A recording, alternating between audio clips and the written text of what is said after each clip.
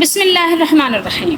دھروو راٹھی صاحب کہتے ہیں کہ جو کچھ انہوں نے آبزرو کیا اور جو انہوں نے دیکھا تو وہ فرماتے ہیں کہ دیکھ کر ایسا لگتا نہیں ہے کہ بھگوان کو کوئی ایشو ہو، کوئی پرابلم ہے کہ وہ مورتی کی پوجا کرنے سے، اور انہوں نے کچھ مثالیں دی ہیں ان کے لیے۔ میں یہ قل ہو اللہ شریف کا ہمارے سامنے یہ اللہ تعالیٰ کا قرآن رکھا ہوا ہے، لیکن بہترین یہ ہے کہ ان کی کتاب سے ہی ان کو حوالہ دیا جائے تو زیادہ بہتر ہے کہ اللہ تعالیٰ کو یہ بات پسند ہے یا ناپسند ہے۔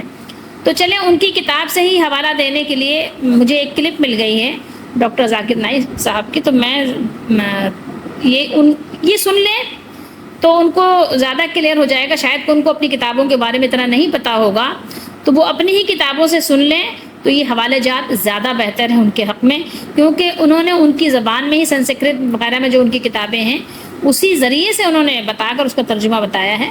تو آئیے سنتے ہیں، دیکھیے کہ ان کی کتابوں نے کیا لکھا ہے کہ کیا مورتی پوجا کی جا سکتی ہے یا نہیں، اور اگر نہیں تو پھر آپ اسی بات کو مان لیجئے نا کہ جیسے اللہ نے فرمایا تعالیٰ الی کلمۃ سواء بیننا و بینکم، کہ آؤ اس بات کی طرف جو ہم میں اور آپ میں یکساں ہے، ایک پلیٹ فارم پہ ہم اکٹھے ہو جاتے ہیں، جو قرآن میں بھی لکھا ہے اور آپ کی وید میں بھی لکھا ہوا ہے، آپ کی بھگوت گیتا میں بھی لکھا ہوا ہے۔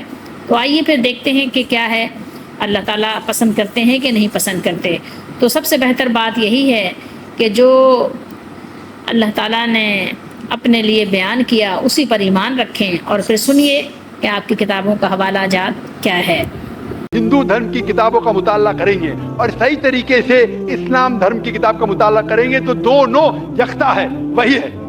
لیکن اگر جو مذہب کے دھرم ادھیکاری ہے ان کی بات سنیں گے، جو کتابوں کے حوالے سے دور ہے، کتاب کے پیغام سے دور ہے، تو ہو سکتا ہے آپ کو غلط رائے ملیں گی۔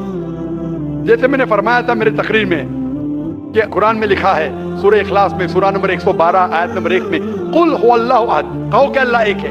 اسی طریقے سے آپ جب ہندو مذہب کی کتاب کا مطالعہ کرتے ہیں، آپ پڑھتے ہیں، اس میں لکھا ہے چھندوگیہ اپنشد میں ادھیائے نمبر 6 سیکشن نمبر 2 شلوکا نمبر 1 میں لکھا ہے ایکم ایویدتیم، بھگوان ایک ہے، ایشور ایک ہے، دوسرا نہیں ہے۔ لکھا ہے سوتاسوتر اپنشد میں چیپٹر نمبر 6 شلوکا نمبر 9 میں ناچسیہ کسچ جنیتا نہ چدیبا، اس بھگوان کے کوئی والدین نہیں ہیں، کوئی رب نہیں ہے، بھگوان کا کوئی ماں نہیں ہے، کوئی والد نہیں ہے، کوئی سپیریئر نہیں ہے۔ لکھا ہے سوتاسوتر اپنشد میں چیپٹر نمبر 4 شلوکا نمبر 19 میں ناتیہ پرتیما استی، اس ایشور کی کوئی پرتیما نہیں۔ پرتیما کا مطلب ہے عکس، painting, picture, portrait, statue, Idol.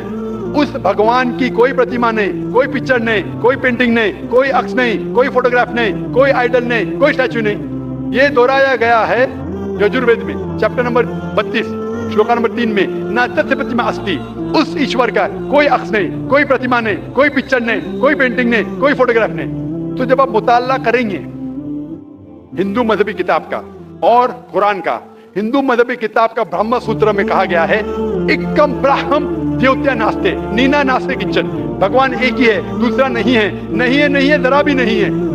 There is only one God, not a second one, not at all, not at all۔ خالق، مالک، ایشور، بھگوان، اللہ کا کوئی عکس نہیں، کوئی پینٹنگ نہیں، کوئی مورتی نہیں، کوئی فوٹوگراف نہیں۔ ہمیں صرف اس اکیلے ایشور اللہ کی عبادت کرنا چاہیے۔ Hope that answers the question۔